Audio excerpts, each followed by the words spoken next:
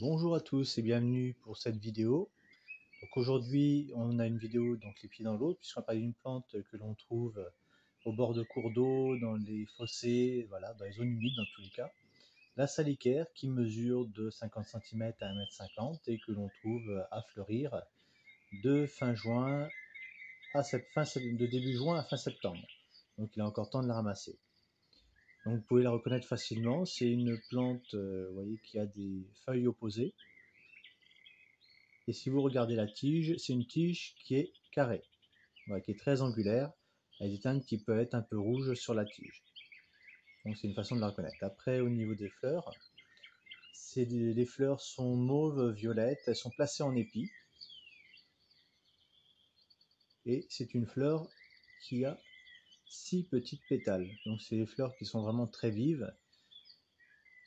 Et pour les ramasser, c'est assez simple. Moi, quand je les ramasse, je les prends à partir du bas de la feuille et je tire vers le haut jusqu'à l'endroit où la plante n'est plus fleurie. Comme ça me permet de revenir pour pouvoir les ramasser ultérieurement.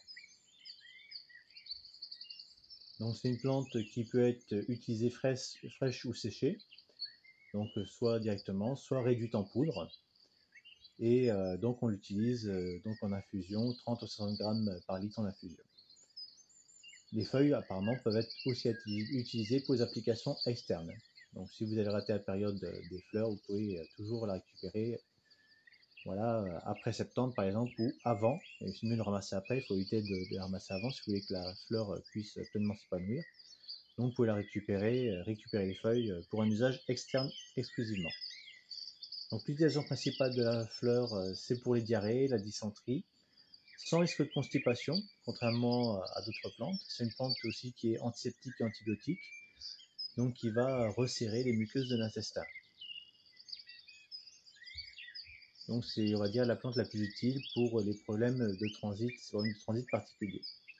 Elle est antibactérienne, antifongique et utile en cas de diarrhée fréquente liée à certains traitements ou affections ou d'inflammation intestinale.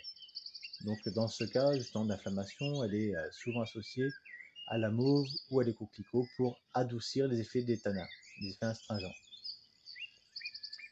Donc elle peut aussi être utilisée chez l'enfant.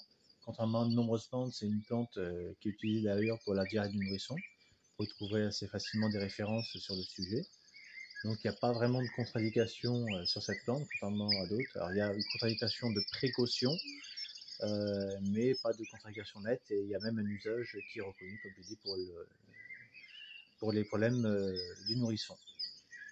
Donc sinon, vous pouvez utiliser pour les tout petits, du riz, la banane, par exemple, mais éviter les produits laitiers et de surveiller naturellement, que ce soit pour les nourrissons et les personnes âgées, de surveiller l'hydratation et de peser régulièrement pour voir effectivement la perte d'eau, la perte de poids. Donc c'est une plante qui est aussi utilisée pour certains ulcères, comme par exemple pour les gencives, en bain de bouche, en cas d'inflammation des gencives. Donc c'est une plante qui est utilisée aussi en externe pour ses propriétés hémostatiques, par exemple en cas d'hémorroïdes, mais aussi de divers problèmes vaginaux comme les pertes de sang en dehors des règles, les pertes blanches, les mycoses avec ses propriétés antifongiques. Donc avec simplement des bains de siège, voilà, comme Ricalzaraï, référence à une précédente vidéo.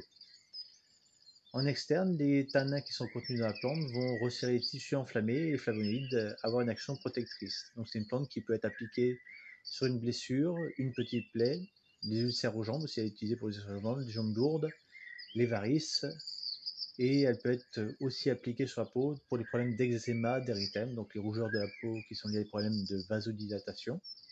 Vous pouvez faire un essai sur une zone restreinte et voir comment vous réagissez pour qu'il n'y ait pas, de petits problèmes allergiques, mais normalement c'est pas une plante qui est sujette à provoquer des allergies. Vous pouvez l'utiliser aussi pour l'impétigo, donc c'est l'infection bactérienne de la peau qu'on trouve surtout chez le jeune enfant, chez les nourrissons, qui sont dus à un staphylocoque ou un streptocoque et qui fait, en général, vous avez des croûtes, des bulles qui démarrent au niveau de la bouche et du nez qui peuvent s'étendre si cela n'est pas traité.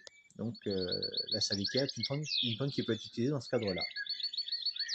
La salicaire, il y a aussi le glucoside de la salicaire qui a fait l'objet de plusieurs études sur l'efficacité par rapport au diabète. Alors là-dessus, je pourrais pas vous dire exactement son utilisation, voilà, ce qui est extrait, ce qui est utilisé. Donc ça, vous pouvez éventuellement rechercher sur la je vais pas creuser le sujet pour la vidéo.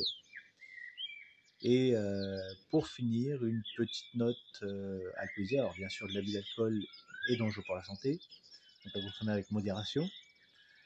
Le vin de Salicaire qui peut être utilisé pour les ulcères variqueux. Donc vin de Salicaire, vous prenez du vin rouge, dans lequel vous faites macérer pendant 2 jours environ 50 grammes de fleurs fraîches.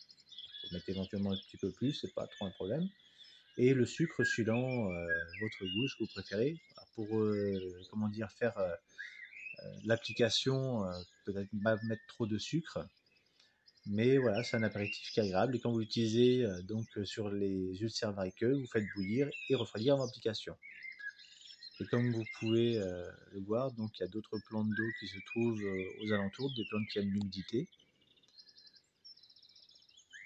Et c'est une plante qui est mellifère, donc qui est très appréciée par les insectes. Que ce soit les abeilles, les papillons, vous pouvez en trouver autour. Alors dans la vidéo, on en voit un petit peu,